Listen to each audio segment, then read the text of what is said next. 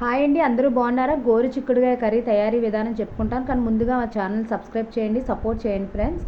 చూడండి, ముందుగా గోరు చిక్కుడు తీసుకున్నాము. అవి ఫ్రెష్గా కట్ చేసేసి కడిగేసి కట్ చేసుకోవాలి. తర్వాత వెండిమిర్చి, కరివేపాకు, పచ్చిమిర్చి తీసుకున్నాం. తర్వాత గోరు చిక్కుళ్ళు, ఉల్లిపాయ ముక్కలు, టమాటో ముక్కలు సైన్ పెట్టుకొని, తర్వాత మనం ఉల్లి ప్రిపేర్ చేసుకోవాలి. ఉల్లి అయితే ఉల్లిపాయలు, అల్లం, వెల్లుల్లి, టమాటో కలిపి పేస్ట్ చేసుకోవాలి. తర్వాత మనం పౌడర్ చేసుకోవాలండి.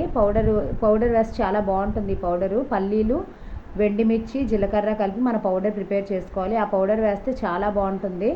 చూడండి, పౌడర్ అయితే ఇలా ప్రిపేర్ అయ్యింది. తర్వాత మనం కుక్కర్లోనే చేసుకోవాలి ఫ్రెండ్స్, బాగుంటుంది. అవి కొంచెం గట్టిగా ఉంటాయి కదా. అయితే కుక్కర్లో ఆయిల్ వేసుకొని వెండిమిర్చి, కరివేపాకు ఫ్రై అయిన తర్వాత మనం పచ్చిమిరపకాయలు, ఉల్లిపాయలు వేసి వెల్లిపాయ ముక్కలు వేసుకొని మనం ఫ్రై చేసుకుంటాము.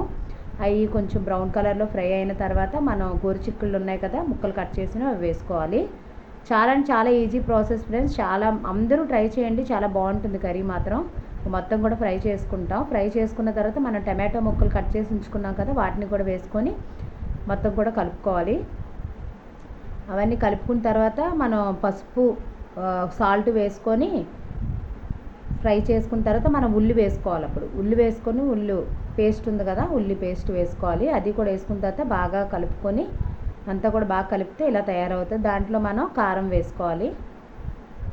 కారం అంటే మీకు సరిపోయినంత, మీరు ఎంత కారం తింటారో దాన్ని బట్టి వేసుకోండి, కర్రీ బట్టి వేసుకోవాలి. అంతా మొత్తం కలిపితే అలా అయిపోతుంది. అయిన తర్వాత మన పౌడర్ వేసుకోవాలి. మనం ప్రిపేర్ చేసుకున్న పౌడర్ ఉంది కదా ఫ్రెండ్స్, ఆ పౌడర్ వేసుకుంటాం. అది మొత్తం కూడా కలుపుకుంటే మనకు గ్రేవీ తయారవుతుంది. ఎగో ఇలా ఆయిల్ పైకి తేలేటట్టు గ్రేవీ తయారైన తర్వాత అందులో వాటర్ సరిపోయినంత వాటర్, ఎక్కువగా వద్దు, ఒక కప్పు వాటర్ అయితే నేను వేసుకొని మొత్తం కలుపుకొని మనం కప్పు విజిల్ పెట్టేసుకుంటే 3 సార్లు విజిల్ వస్తే చాలు ఫ్రెండ్స్. చాలా బాగుంది, ట్రై చేయండి.